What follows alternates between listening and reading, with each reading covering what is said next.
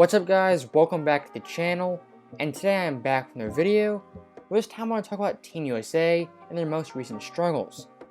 And if you follow basketball for a long time, usually Team USA is extremely dominant, beating teams by 30, 40, or even 50 points.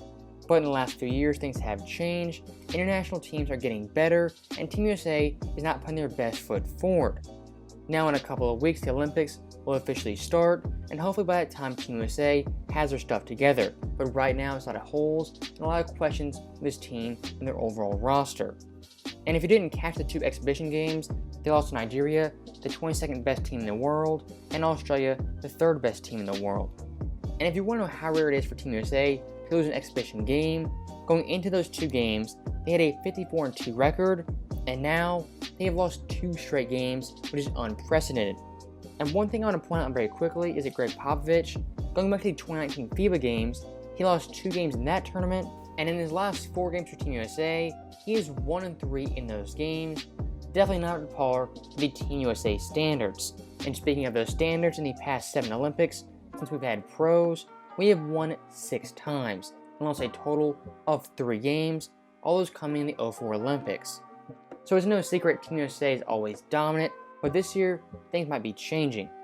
As there still are superstars on this team, you have Kevin Durant, Dame Lillard, Bradley Beal, Zach LaVine, Tatum, and Bam. I mean, you have some really good players on this list, and they're virtually all A-plus players. But with that being said, having a great collection of talent does not mean you have a great team. And in the first 2 games, the things I've noticed for this team, they have a couple of weak points on the defensive end, as well as the offensive end. The main thing I've noticed is this team has a lot of scoring forwards and a lot of score-first players. In addition to that, they're also very small and have no true center or any post player who's dominant on the block. Also, I have to say Kevin Love, I get he's a veteran, but really why is he on this team? He really brings nothing to the roster outside of basketball IQ and overall experience, but besides that, his time has passed, and him being on this roster was a pretty odd choice in my eyes. Also, one thing I've noticed looking at the roster, there is no true point guard, there is no Chris Paul, and there's really no player on this team who can set the offense and run it to perfection.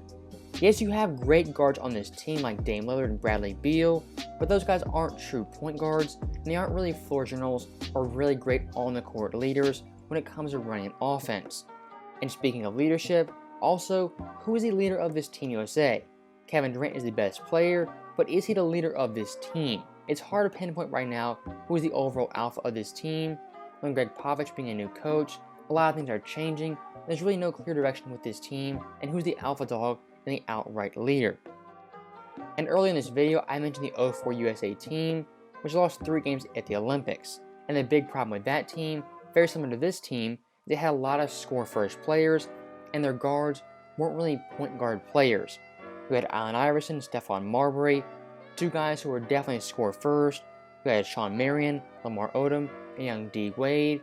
Yes, all talented players, but no true point guard and no dominant floor general.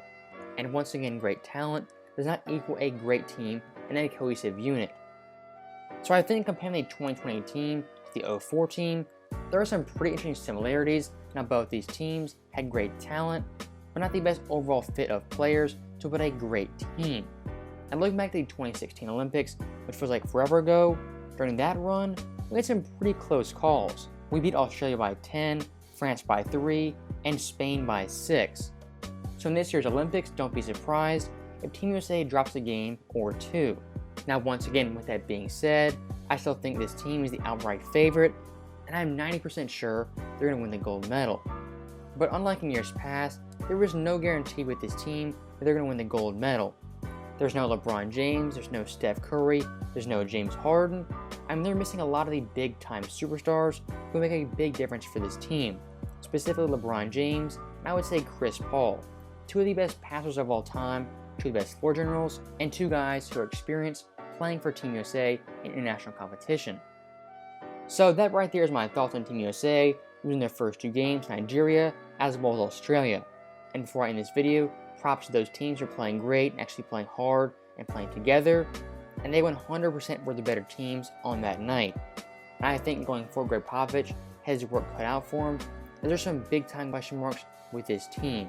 and if by chance they play Spain, Australia, or even Luka Doncic, it's going to be very competitive, and those teams are going to give USA a run for their money. So let me know what you guys think. Should we be worried about Team USA's struggles, and you still think they're going to win the gold medal?